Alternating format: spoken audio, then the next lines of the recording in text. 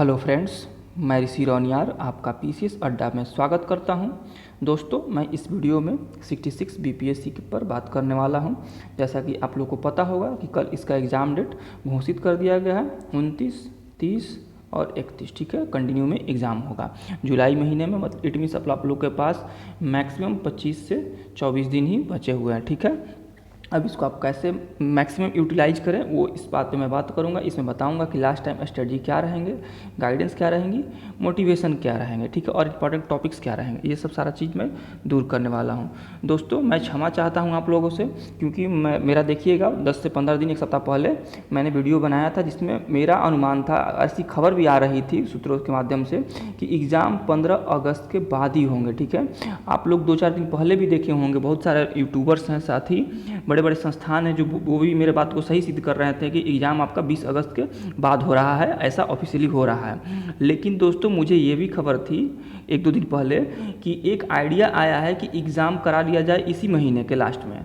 क्यों करा लिया जाए? क्योंकि यूपीएससी का इंटरव्यू था, लेकिन ये चीज़ केवल आइडिया के तौर पे था और इसकी संभावना मात्र 1% थी। वो अगस्त वाला ही डेट था, 99% चांस एग्ज़ाम होने का। लेकिन अब आप लोग का किस्मत कहिए चाहे जो कहिए, अब आपका यही 1% 100% में बदल गया और आपका एग्ज़ाम इसी महीने के लास्ट में रख दिया गया 29, 30 और 31 को। ठीक है, तो अब देखिए, आप तो सिविल सर्वेंट बनने वाले हैं। ठीक है, और सिविल सर्वेंट का काम ही यही होता है कि आपदा का प्रबंधन करना। आपके सामने एक से एक चुनौतियाँ आएंगी, तो ये आपका खुशनसीबी है कि आपके सामने चुनौतियाँ पहले ही आ गई।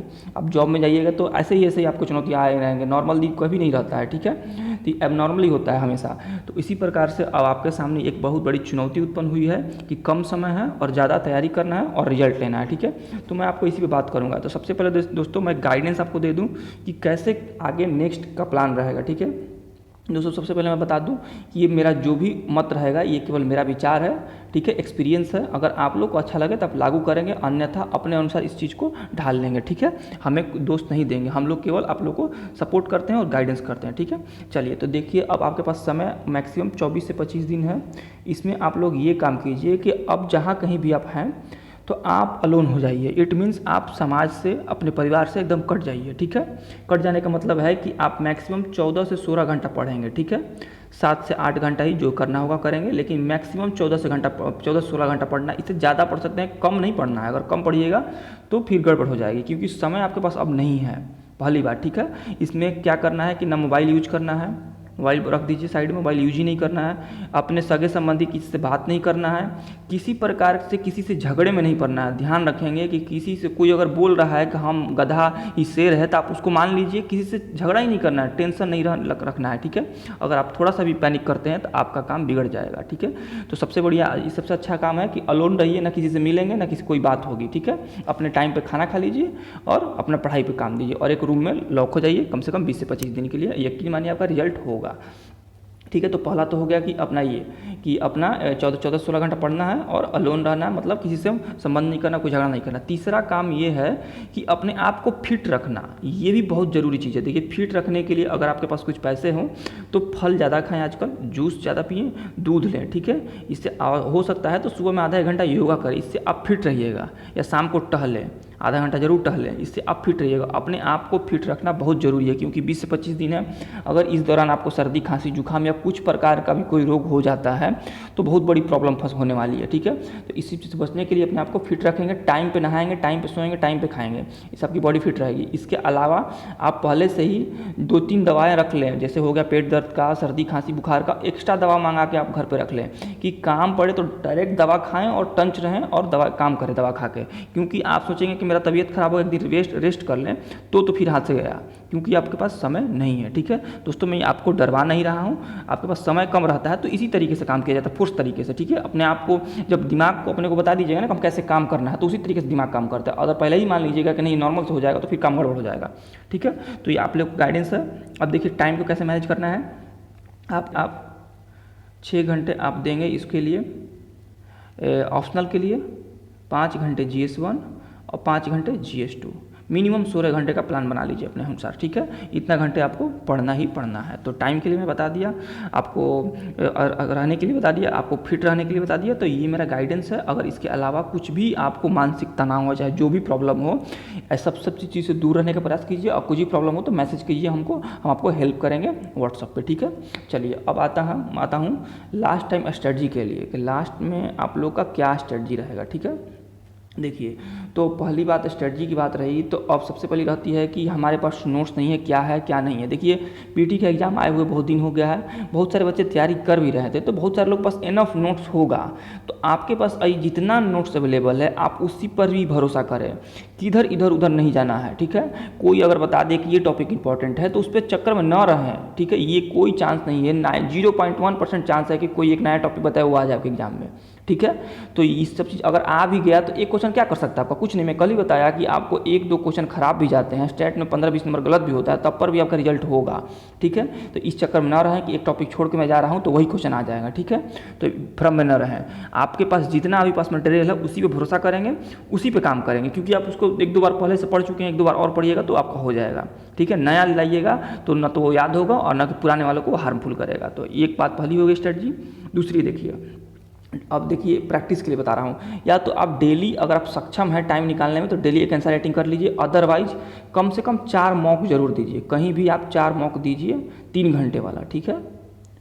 इससे आपका क्या होगा कि टाइम मैनेजमेंट और राइटिंग स्किल की पता चलेगी, साथ ही आप 3 घंटे में लिख पाते हैं कि नहीं, जितने सारे क्वेश्चन पूछे जाते हैं 36 पेज भर पाते हैं कि नहीं, इसका हो जाएगा। मान लीजिए पहला टेस्ट दिए, अब आप 20 पेज लिख पाएँ तो नेक्स्ट स्टेज में सोचेंगे कि कम से कम हमको 25 से 30 पेज लिखना है, चाहे जो हो जाए। फिर थर्ड टेस्ट आएगा तो 32 पेज लिखना है, फोर्थ में 36 पेज कर देना है। क्या लिखना है उससे टेंशन नहीं है, बस पेज भर देना है, ठीक है। मैं बताऊंगा कि क्वालिटी कैसे इंप्रूव होता है, ठीक है। जैसे जैसे मेरा टेस्ट होगा मॉक वाला, मैं आपको QIP क्वालिटी इंप्रूवमेंट प्रोग्राम के माध्यम से आपको टिप्स एंड ट्रिक्स दूंगा कि आपके पास नॉलेज है, केवल टू डू पॉइंट लिख रहे हैं तो उसको इंप्रूव कैसे किया जाएगा, ठीक है। तो आप लोग टेंशन नहीं लेंगे, बस टारगेट यही है कि हमको 36 पेज भरना है 3 घंटे में, क्वेश्चन नहीं छोड़ना है, ठीक है। तो दूसरी स्ट्रेटजी ये हुई। तीसरी देखिए कि अब टाइम है, ऐसा टाइम बहुत कम जब समय रहता है, 20 से 25 दिन का समय है, तो अब इस टाइम ऐसा किया जाता है, सेलेक्टिव का होना पड़ता है। अब सेलेक्ट करनी है, बाकी सब चीज़ नहीं पढ़ना है। अब सेलेक्ट करने से ऑप्शनल में है, तो ऑप्शनल में पूरा आप सिलेबस करने का समय नहीं है आपके पास। अब आप निकालिए 4-5 साल का पेपर, उसमें से देखिए कौन सा इंपॉर्टेंट है, इंपॉर्टेंट टॉपिक्स को कवर करना है, ठीक है। बाकी जो सारे हैं उसको नॉर्मली देखेंगे, बाकी जो इंपॉर्टेंट है उसको निकाल लेंगे। GS1 का है तो GS1 में क्या इंपॉर्टेंट है भाई, तो आप हिस्ट्री में देखिएगा तो मैक्सिमम टॉपिक गेस वाले रहते हैं, तो इनको निकाल कर रट जाना है, इतना रगड़ देना है कि वो आपको दिमाग में रहे। इसमें ये वो वाली बात नहीं रहना चाहिए कि समझ वाली, हिस्ट्री में रट जाना है। करेंट का इशू रहा तो करेंट में जो भी आपको इंपॉर्टेंट टॉपिक्स लग रहा है उस पर समझ बना लीजिए, पढ़ लीजिए या रट लीजिए, ठीक है। GS2 वाला जो सेक्शन है वो थोड़ा डाइवर्सिफाई है, ठीक है। उसमें क्या करना है कि देखिए साइंस टेक है तो साइंस टेक में भी आप गेस कर सकते हैं, ठीक है। मेरा भी यूट्यूब पर गेस है, चाहे मैं अभी जो टेस्ट लेने वाला हूँ 4 मॉक टेस्ट मेरा होगा, उस सारे इंपॉर्टेंट टॉपिक्स पे ही होंगे, ठीक है। वो कम से कम 48 क्वेश्चन रहेंगे, 48 से 50 क्वेश्चन चार टेस्ट में, वो सारे हर एक सेक्शन से इंपॉर्टेंट टॉपिक्स रहेंगे। आप उतना भी करके जाइएगा तो आपका अच्छा खासा मार्क्स आने वाला है, ठीक है। अदरवाइज आप खुद से गेस करेंगे सेकेंड पेपर का भी और उसको कवर करने का प्रयास करेंगे। तो इंपॉर्टेंट टॉपिक्स का काम करना है आपको। तो दूसरी बात, अब सबसे जगह सारा सिलेबस कवर करें तो अब सिलेबस कवर करने का समय दोस्तों अब नहीं है आपके पास, क्योंकि समय नहीं है, 20 से 25 दिन है, ठीक है। इस पर ध्यान रखें। अब देखिए, अब सबसे बड़ी बात है कि बच्चे क्या होते हैं ना कि जब टाइम कम आता है तो प्रेशर होता है। ये कहने वाली बात नहीं है, कोई किसी का भी नॉर्मल भगवान भी होंगे तो उनको प्रेशर हो जाएगा एग्जाम देने के समय में, और खास करके जितना नज़दीक समय जाएगा और बढ़ते जाता है, लगता है कुछ याद ही नहीं हो रहा, भूल रहे हैं, ठीक है। तो इस बात की चिंता नहीं करनी है आपको कि हम भूल रहे हैं, याद हो रहा है कि नहीं हो रहा है। आप बस एक चीज़ है, इसको पढ़ना है तो बस पढ़ना है, आज दिन भर में इसको ख़त्म करना है तो ख़त्म करना है, याद हो ना हो इसकी चिंता आपको नहीं करनी है, ठीक है। एग्जाम हॉल में आप लिखिएगा, ये मेरा विश्वास मानिए, अगर आप हम पे विश्वास करते हैं तो आप एग्जाम हॉल में लिखिएगा, ठीक है। मैं आपको बताऊंगा कैसे लिखना है, बस केवल जितना सारा आप बनाए हैं उसको पढ़िए, ये काम करना है। ये टेंशन नहीं लेना है कि हमको याद हो रहा है, हमको लिख पा रहे हैं कि नहीं कर पा रहे हैं, उसका टेंशन नहीं लीजिए, या जो आप केवल पढ़िए उसको समझिए, ये काम कीजिए। ठीक है। तो ये आप लोग का हो गया लास्ट टाइम का स्ट्रेटजी, ठीक है। इसके अलावा अगर आपको कुछ पूछना हो तो पूछ सकते हैं, ठीक है। इसके साथ ही दोस्तों मैं बता दूं कि हम मेरे जो छात्र थे डेली आंसर राइटिंग के और फुल लेंथ टेस्ट के, तो उनके लिए दोनों के लिए मैं कर दिया हूं कि फुल लेंथ टेस्ट आप लोग दोनों दे दें 4, ठीक है। चारों इंपॉर्टेंट टॉपिक्स पे रहेंगे, आप ये सारा मैं इंपॉर्टेंट टॉपिक्स कवर कराऊंगा।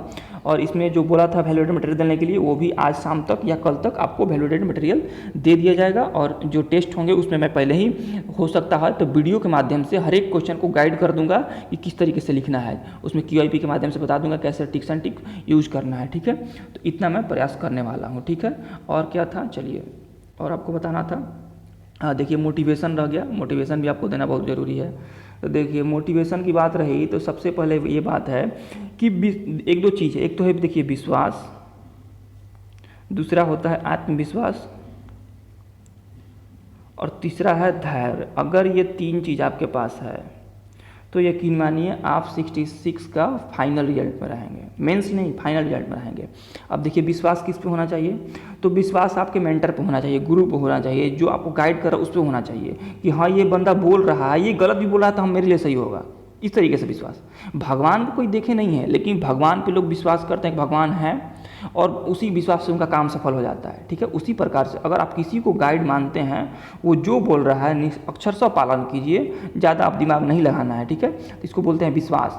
और विश्वास किस पे, अब आपका नोट्स है, आपका कोई गारंटी नहीं कि आपका नोट से क्वेश्चन आएगा, लेकिन विश्वास, आप विश्वास करेंगे कि हाँ मेरा ही नोट से सारा क्वेश्चन आएगा, ठीक है।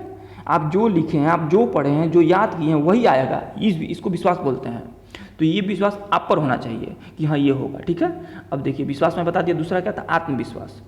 आत्मविश्वास ये होता है कि ये खुद पे विश्वास है, ये आपको रियलाइज होना चाहिए कि चाहे जो कठिन परिस्थिति है मैं पार पा लूँगा, मेरा रिजल्ट होगा। खुद पे कॉन्फिडेंस, चाहे कुछ भी हो जाए मेरा ही होगा, हम लिख के आऊँगा तो आऊँगा, ठीक है। तो इसको बोलते हैं आत्मविश्वास, खुद पे आत्मविश्वास लाइए। दूसरा क्या कर रहा है क्या नहीं कर रहा है, मैं पिछले 6 महीने से पढ़ा हूँ कि नहीं पढ़ा हूँ, क्या किया हूँ, उससे कोई मतलब नहीं है। आप केवल विश्वास खुद पे रखिए, आत्मविश्वास कि हाँ मुझ पे, मेरे अंदर ये क्षमता है कि मैं ये कर लूँगा तो कर लूँगा, ठीक है। तो दूसरा हो गया विश्वास, आत्मविश्वास। तीसरा है धैर्य।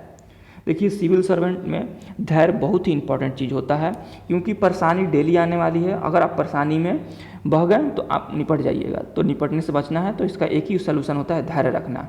परिस्थिति को वेट एंड वॉच कीजिए, जो वेट एंड वॉच करता है, धैर्य करता है, उसको सफल हो जाता है। तो धैर्य का यहाँ पे क्या आपका यूज करेंगे, तो आपके पास अभी 20 से 25 दिन है, तो दिमाग को ये संकेत दीजिए कि मेरे पास इनफ टाइम है, ठीक है। क्या है, इनफ टाइम है। ये ना उसको संकेत दीजिए कि हाँ ये बहुत कम समय है, पैनिक हो जाएगा। दिमाग जैसा सोचता है वैसे ही काम करता है, तो उसको संकेत भेजिए कि मेरे पास अभी 20 से 25 दिन है, मैं कर लूँगा, आपका हो जाएगा, ठीक है।